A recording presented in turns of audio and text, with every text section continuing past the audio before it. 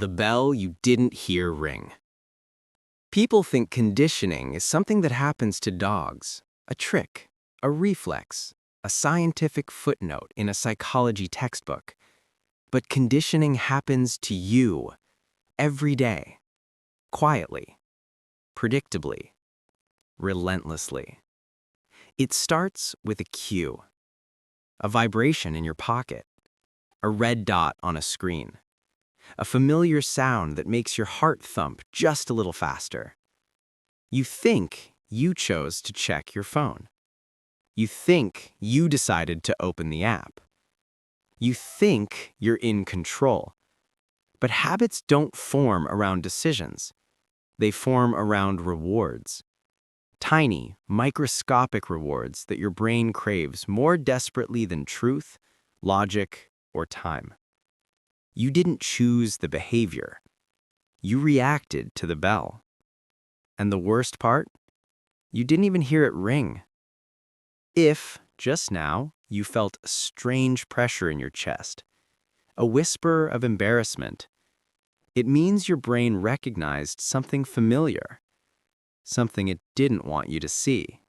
Number 10. The first cue. It always begins with something small. A sound, a light, a cue so tiny it slips under your awareness. He sat at his desk before sunrise. The world was silent. Until, ding, a notification cracked the air like a whip. Nothing urgent, nothing important, just a meaningless alert. But his heart reacted before his mind did. A pulse, a flicker, a tightening in his stomach. His hand moved toward the phone long before he decided to reach for it. This was the first lesson of Pavlov. Your body responds faster than your thoughts. He told himself he was only checking it for a second. He told himself it didn't matter. He told himself he was still in control. But the cue had already won. Human trigger.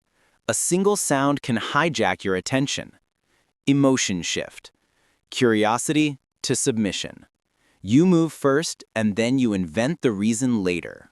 Number 9. The routine you don't remember choosing. Habits don't announce themselves. They slip into your life like quiet trespassers. He woke up each morning with the same sequence. Reach for phone, scroll, swipe, repeat. Not because he wanted to, but because it felt wrong not to. The routine was automatic, the movement smooth, as if rehearsed countless times. He couldn't remember when it began. He only knew it didn't feel like a choice anymore. His brain rewarded the sequence with tiny bursts of dopamine. So small he never noticed, so powerful they shaped his entire morning. He wasn't addicted to content. He was addicted to the pattern. Human trigger. Repetition becomes comfort, even when it hurts you. Emotion shift. Autopilot to dependency. Your habits don't repeat themselves, you repeat yourself through them. Number 8. The Pavlovian reward you didn't ask for. The strangest thing about conditioning is how rewards don't feel like rewards. They feel like relief. He didn't check his phone because he expected something amazing. He checked it because not checking felt unbearable. That tension, that invisible itch, that's the leash. The bell rings. Your mind anticipates the reward. Your body obeys the pattern. And when you finally give in, you don't feel pleasure, you feel release. That release is the real trap.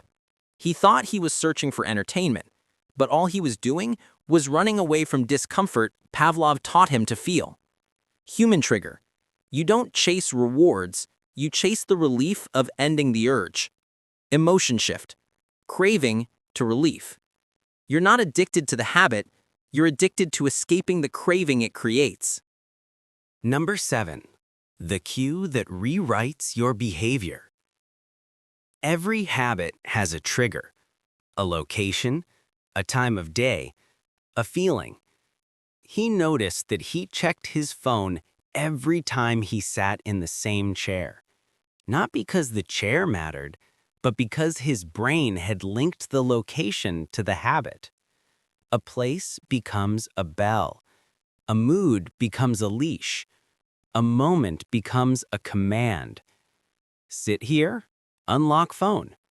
Feel bored, open app. Feel stressed, distraction. His brain wasn't punishing him, it was predicting him. What he mistook for choice was simply the echo of an old loop running with perfect obedience. Human trigger?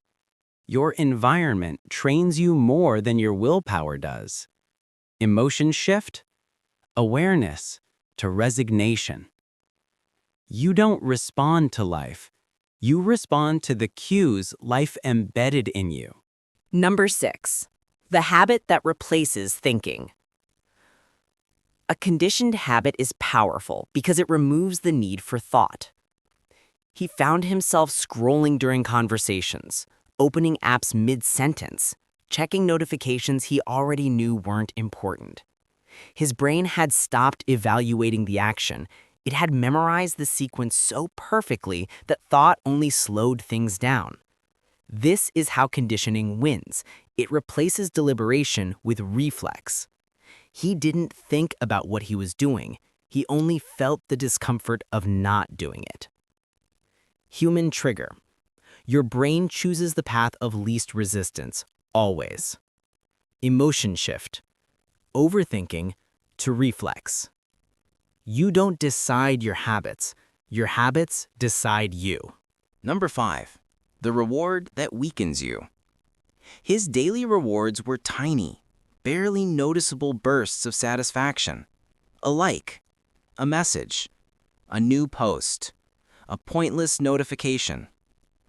Individually, they were meaningless, but collectively, they shaped his entire behavior.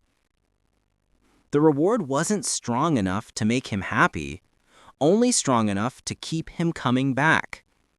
That is the cruelty of conditioning. It teaches you to chase breadcrumbs instead of breaking the cycle. He wasn't being manipulated by a person. He was being manipulated by a pattern he never questioned. Human trigger.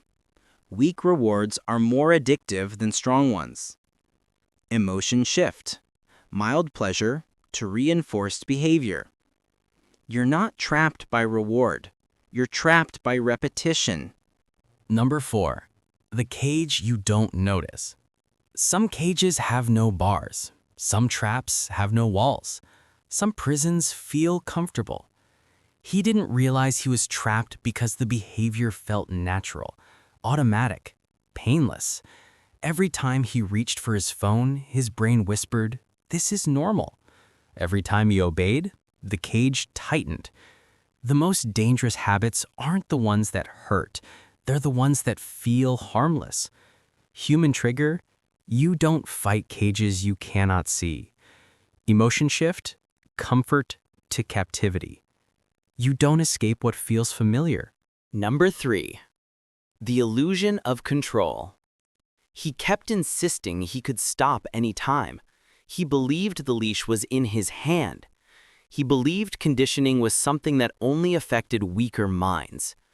But every behavioral loop contains a lie that whispers, "You are still in control." He tried turning off notifications. He tried uninstalling apps. He tried leaving his phone in another room. Yet the craving found him anyway. The bell wasn't on the device. It was in his brain. Human trigger. The illusion of control keeps you obedient. Emotion shift. Confidence to self-doubt. You only realize you lost control when you try to take it back. Number 2. The habit that eats your time. Time doesn't disappear dramatically. It dissolves quietly in microscopic slices. 2 minutes of checking, 5 minutes of scrolling, 10 minutes of just one more. He looked up one night and realized hours had evaporated into a void of reflexes. Not choices, reflexes. He wasn't wasting time. His conditioning was consuming it. Human trigger. Habits devour time faster than decisions do. Emotion shift. Regret to collapse. Your hours don't vanish. You trade them for impulses. Number 1. The life you didn't mean to build. When he finally stepped back and looked at the pattern of his days, he saw something terrifying. He had become the sum of his conditioned behaviors. Not the person he imagined, not the person he intended, but the person trained by cues, rewards, and silent reflexes. His habits had built a life for him, and it wasn't the life he chose. Human trigger. You become what you repeatedly respond to. Emotion shift. Realization to collapse. Your habits write your story long before you do. When the bell rings inside you. The most frightening part of conditioning is how invisible it feels until the moment you wake up inside it. He sat alone in the dark room, phone in his hand, thumb hovering over the screen. He didn't want to tap it. He didn't need to tap it. But his body anticipated the reward before he even understood the urge. That's when he finally realized the bell no longer needed to ring. It was inside him now. Conditioned.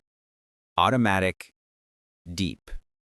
If your chest tightened reading this, if you felt a familiar sting of recognition, it means your mind responded to a cue you didn't consciously perceive. You were trained, just like him. But conditioned habits can be rewritten. The loop can be broken.